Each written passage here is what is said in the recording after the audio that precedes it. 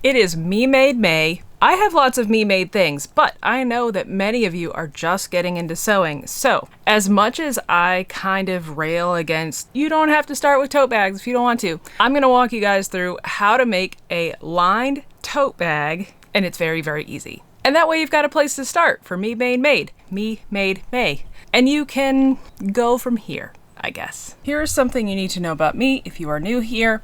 I am not really a step-by-step tutorial kind of channel.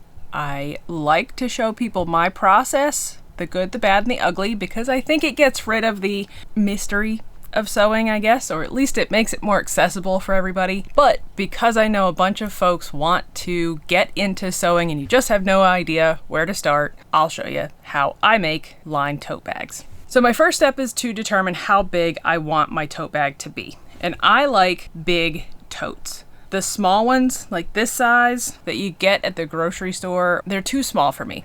Can't fit enough shit in there. So I want my tote bag to be big. And generally that means I want it to be a little wider than it is tall so that things can fit in there and I can carry them around. I'm going to go for one that is approximately 16 inches tall by about 18 to 19 inches wide. And what I have done is I have cut a panel of this fabric. It is upholstery fabric. And the dimensions of this are 36 long by about 20 wide. That's because we're going to fold it in half. And this is the beginnings of our tote bag. Come in a little closer so I can show you the next few steps. The next thing I need to do is get a lining fabric that is the same dimensions as this panel.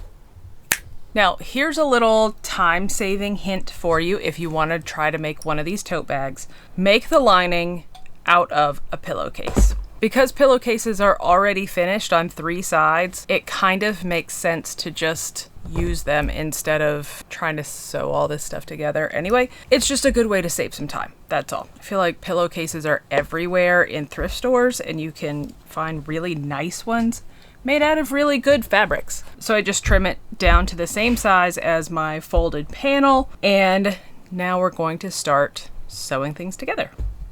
Easy peasy. And it is okay if your pillowcase is a little taller than the body, because it's gonna kind of stuff inside of it. It's not gonna be a big deal. What you don't want is for the pillowcase to be a lot smaller than the body. The other piece you're gonna need are some straps. You can use nylon webbing for this, but in this case, I'm going to use one of these belts. It's just a canvas woven belt. It's pretty long, and I'm just gonna take the D-rings off of it. The big thing you wanna look for with straps is that when you fold them in half like this, and then you take probably an inch or so off the bottom, because this is where you're going to attach it to the body of the bag, that you can still get your arm through it comfortably. Ask me how I know that. If you make straps that are a little too little, it comes back to haunt you every time. So just make sure that your straps are big enough for your arms. And I'm gonna save these D-rings because I can use them somewhere else. Maybe not on this bag, but definitely on another project. I always save my hardware. I have my panel. It is folded down here. So this is gonna be the top of the bag. I'm just gonna sew a straight stitch up each side, and the pillowcase is already done. So I have my side seams I have stitched down each of my side seams. Now I need to do something called boxing the corner. The opening is here. This is going to be the top, so this will be the bottom. This corner, where the side meets the bottom, we have to box it. And it is much easier than maybe it sounds. So I just stick my little arm in here like it's a puppet. I got my finger in the corner right there. The bottom of the bag is right here. I'm just gonna push the bottom of that bag so that it meets the side seam here. And it's going to flatten out that bottom of the bag. If you have 2 panels that you sewed around both seams and the side, so maybe your pattern is directional, or maybe you just didn't have enough fabric to do it all in one big chunk, maybe you use 2 panels. That's cool too. But if you use 1 panel, you can put a pin in the bottom here, and that way you know where to match up the side seam to. There's the bottom of the bag, and I'm going to match up bottom seam right here to that pin. We'll pin it like these. like that. And then you repeat the process for the other corner. So I have it boxed there, and I have it boxed here. And now when I hold it up, you can already see now it's got some shape to it. And that's the point. You want to repeat that with your lining fabric. So I'm going to do the same thing to my pillowcase. And there's my pillowcase, also boxed. Remember to turn your pillowcase inside out. There we go. Got some shape in. So the next thing we're going to do on both the body and the lining is we are going to sew across here. You need to make sure to do the same distance for your lining as you do for the body so that they remain approximately the same size. The more of this corner you take out, the more boxy the bottom is going to be, but the less height it's going to have. If this is your first time doing this, I would recommend drawing a straight line across there so that you can remember where your stitch line needs to go. Ta-freaking-da. I have everything all marked and pinned. Make sure that when you sew your box corner that you lay your side seam flat as well as your bottom seam if you have one, just so it sits pretty. It's good practice to get into, and that's what this is all about, is practicing. We have a nice flat bottom. That is going to be about the size of our tote. If you wanted the extra corner parts that you have, you can cut this off if you want to. I like to leave them in case I'm going to adjust them at all, or you can actually fold it up and tack it to the side seam. Or you could just leave it loose. It doesn't super matter. You're never going to see these because the lining is going to be there. I have my bag. It probably would have been smarter to do this before I sewed up the side, but whatever. And I have my strap. This is about 25 inches long. So when I fold it up, the strap drop is going to be approximately 12 inches, which is pretty good for me. The way I decide where my straps are going to go is I will take the two side seams, join them together so I get my center point. I got my side seams. I will pin that together just so I can keep it moving around. So here is my center point on the front or the back panel. And then I will place the strap approximately 5 inches in from that. Put the strap right about here, and I'll mark it with a pin so I don't forget where it's supposed to go. With your strap, we want to tuck it inside the bag. Make sure there's no twists or turns so that we don't have to redo this because that's a pain in the butt. Put it inside the bag. I said put it inside the bag. And I know it's a little unclear, but I'm actually pinning the straps to the outside of the bag. They're going to be sandwiched between the body panel and the lining, so that's what's going on here. I like to leave just a little bit hanging out. I can add some more stitching to it, but I will show you what that means in just a second.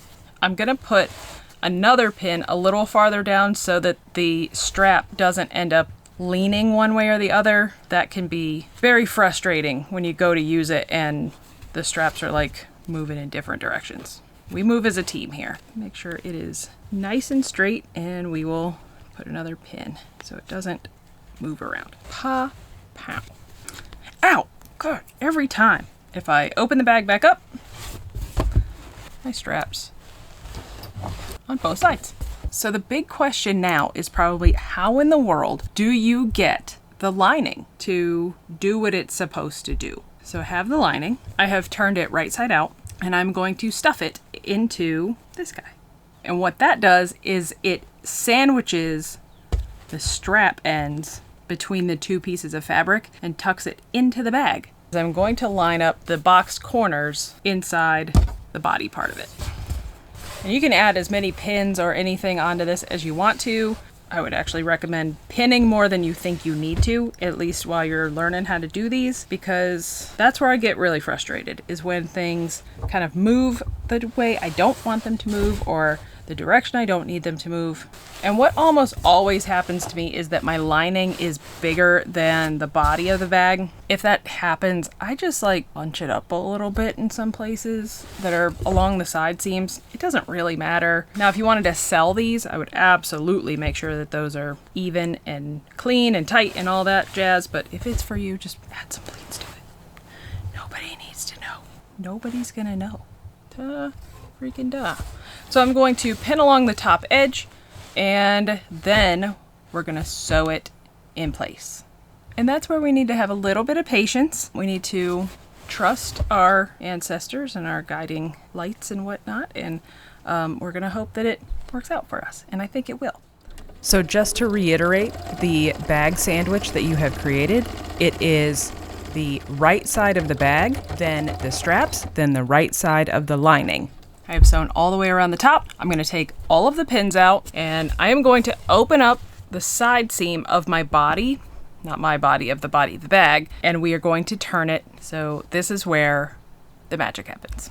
I actually misspoke here. What you should do is open up the side seam of the lining instead, or else you're going to have an ugly seam on the outside of the body. So you open up the side seam of the lining, and then you are going to pull the body out through that opening. Then to make it neater, pin it back together, and we're going to stitch down that opening in the lining so that your stuff can't escape between the two panels.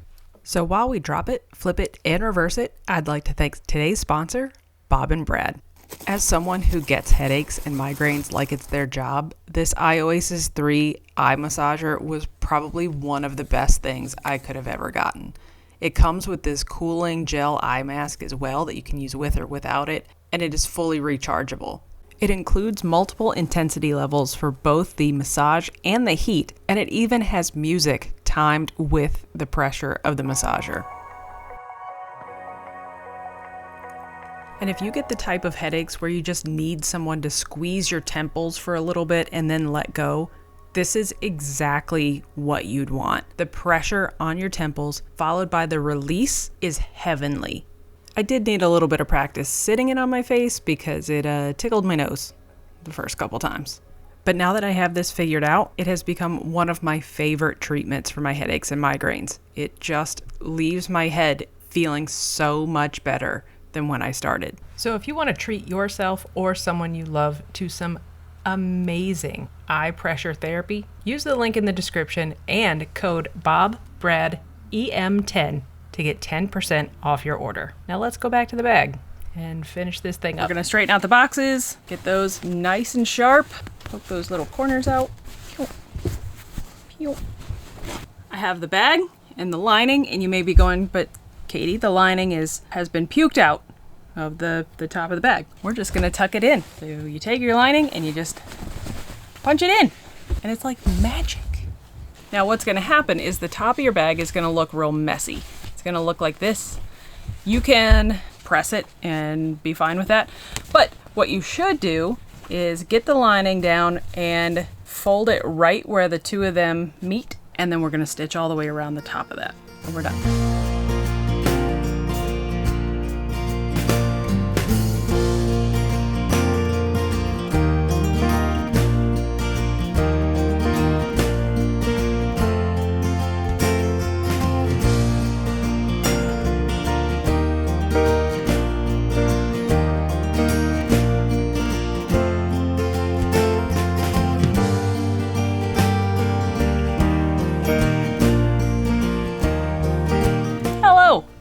Welcome to whatever day it is. My tote bag is done. So now that it is done, we need to test how much garbage we can actually fit in this tote bag. So let's stuff it. I have my sketchbook and my notebook, and I like that they fit in sideways, not vertically. I don't know why, but I love sideways. My sewing kit, handful of pens, my pin cushion.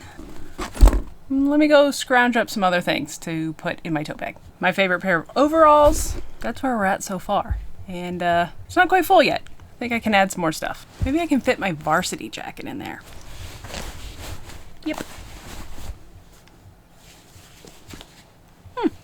Not bad. So for all of my beginners out there, hopefully this gave you a little bit of inspiration to try something as your first, your second, your third, whatever project. Tote bags are easy to do. Lined tote bags are still easy to do.